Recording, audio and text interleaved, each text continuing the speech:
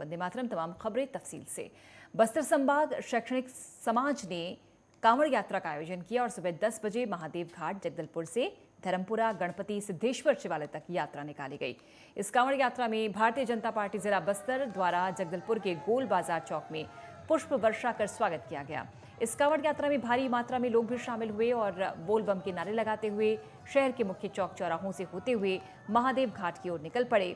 जगह जगह कांवड़ियों का स्वागत किया गया। साथ ही बस्तर के बीजेपी पदाधिकारियों ने भी कांवड़ियों का स्वागत किया।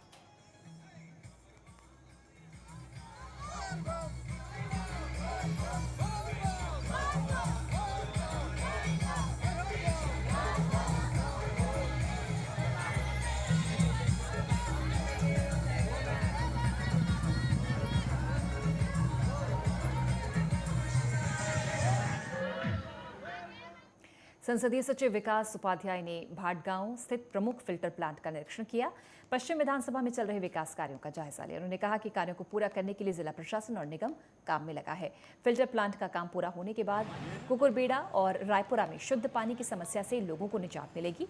संसदीय सचिव ने कहा कि अधिकारी कर्मचारी भी काम में लगे हुए हैं। तेज गति से शहर के विकास कार्यों को कराया जा रहा है।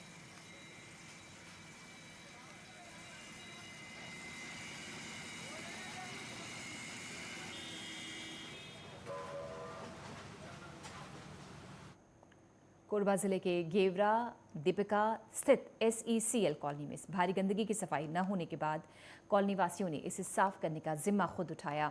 वार्ड पार्षद समेत सभी रहवासियों ने श्रमदान कर कॉलोनी की सफाई का काम किया।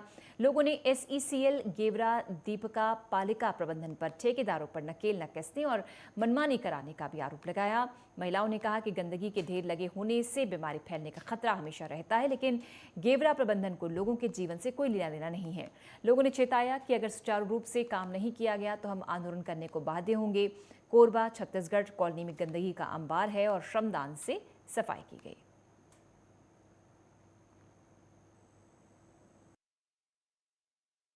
यहाँ मेरे मोहल्ला में इतना गंदगी है कि आज 4 महीना हो गया सफाई नहीं करते कोई, और मैं खुद स्वयं ही रोड को झाड़ू लगा के सफाई करती हूँ।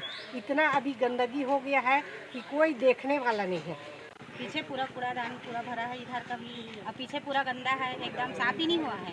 नाली पूरा भरा हुआ है, तो 6 महीना हो गया होगा, वैसे जाम पड़ा है, वही नहीं है। और पूरा जो टॉयलेट का है वो भी पूरा गंदा है। रायगढ़ के लखीराम अग्रवाल मेडिकल कॉलेज के संविदा चिकित्सक एक दिवसीय सामूहिक अवकाश पर रहकर सांकेतिक हड़ताल कर रहे हैं। इस कारण से मेडिकल कॉलेज का चिकित्सा एवं शिक्षा का कार्य प्रभावित रहा। 2014 से संविदा पर रखे जाने के बाद से ही चिकित्सक पिछले 8 साल से यहां पर सेवाएं दे रहे हैं। बार बार नियमितीकरण की मांग के बाद भी इन्हें नियमित नहीं किया जा रहा। इसके बाद अब ये चिकित्सक 16 अगस्त से अनिश्चितकालीन हड़ताल पर जाने का मन बना चुके हैं।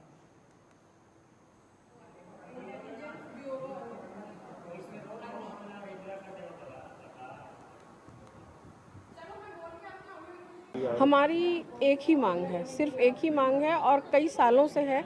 जैसे मैं 2014 से यहाँ काम कर रही हूँ, वैसे ही यहाँ के लगभग 35 से 40 डॉक्टर्स कोई 2014 से 15 से 6-7 साल से काम कर रहे हैं। और हमारी शुरू से ही एक ही डिमांड थी कि हमें स्थिर कर दो, रेगुलराइज कर दो, ताकि हम पूरे पीसफुल होकर यहाँ काम करें, और कर ही रहे हैं पूरे निष्ठा के साथ।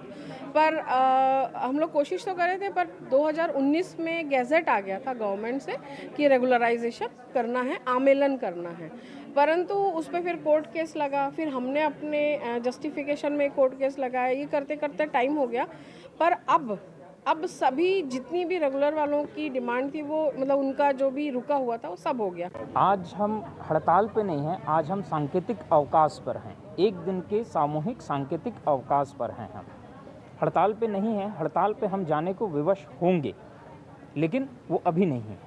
अभी हम सिर्फ सांकेतिक उसमें हैं, क्योंकि हमारी क्या कहते हैं सिर्फ एक मांग है। हम जितने मेडिकल कॉलेज के संविदा चिकित्सक हैं, हम सब लगभग 7 से 8 साल से हम लोग यहाँ सेवाएं दे रहे हैं।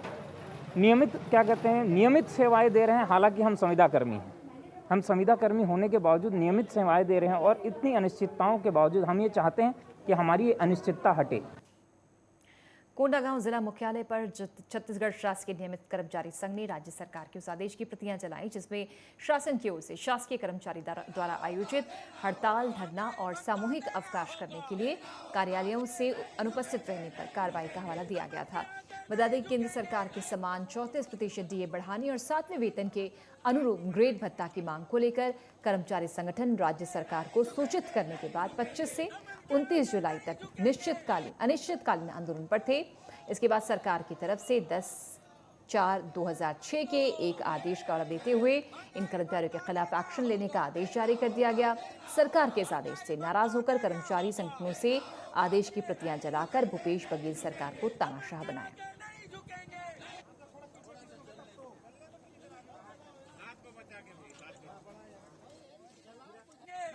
छत्तीसगढ़ कर्मचारी अधिकारी फेडरेशन के प्रांतीय आह्वान पर हम लोग विभिन्न चरणों में अपना आंदोलन कर रहे हैं।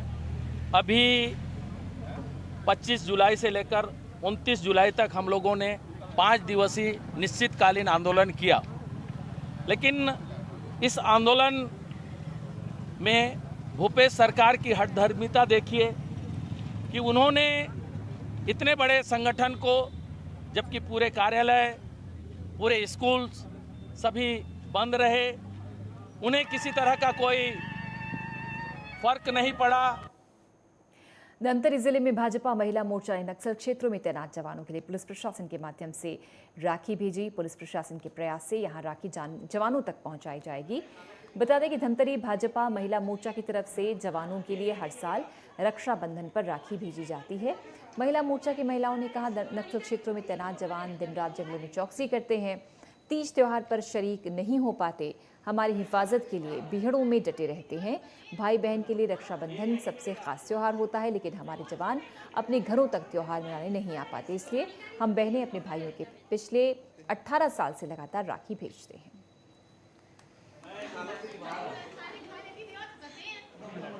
ये यही मिलेगा आपको। भारतीय जनता पार्टी महिला मोर्चा के द्वारा लगभग 19 वर्ष हो रहा है। आज पूरा 19 वर्ष हो गया है।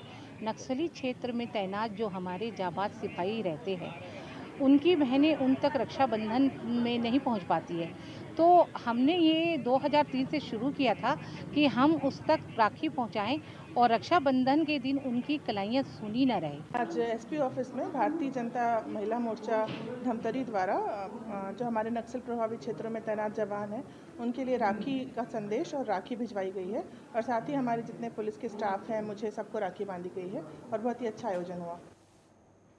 सावन के तीसरे सोमवार को जैन बाबा महाकाल की तीसरी सवारी हर्षोल्लास के साथ निकाली गई। महाकाल मंदिर में पहुंचकर सीएम शिवराज सिंह चौहान ने भी विधि विधान से पूजा अर्चना की। शहर के विभिन्न शिवालयों में पहुंचे 5 लाख से अधिक श्रद्धालुओं ने जलाभिषेक किया। मुख्यमंत्री शिवराज सिंह चौहान के साथ पत्नी साधना सिंह, पुत्र कार्तिकेय सिंह चौहान भी मौजूद रहे। बाबा महाकाल के मंदिर में पूजा अर्चना करने के दौरान सीएम सवारी मार्ग में पैदल चलते रहे। इस दौरान सीएम भीड़ के साथ भक्ति के रंग में नजर आए।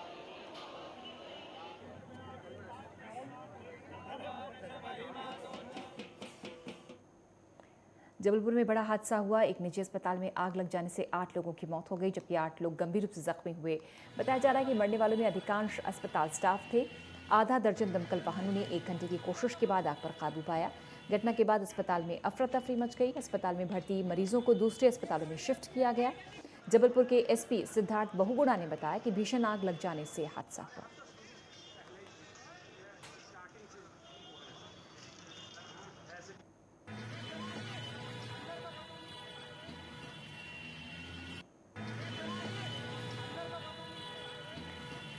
तो अस्पताल में भीषण आग, और इस भीषण आग ने 8 लोगों की जिंदगी को 10 लोगों की जिंदगी को ले लिया। कुछ लोग बेहद गंभीर रूप से जख्मी हुए, जिन्हें अस्पताल में भर्ती कराया गया है। जबलपुर में यह बड़ा दुखद हादसा हुआ, जिसमें पीएम ने भी दुख जाहिर किया है, शोक प्रकट किया है। मुख्यमंत्री ने कहा कि जो भी इसमें दोषी पाया जाएगा उसके खिलाफ कड़ा एक्शन। पूरा अस्पताल जलकर खाक हो गया, 10 लोगों की जान चली गई।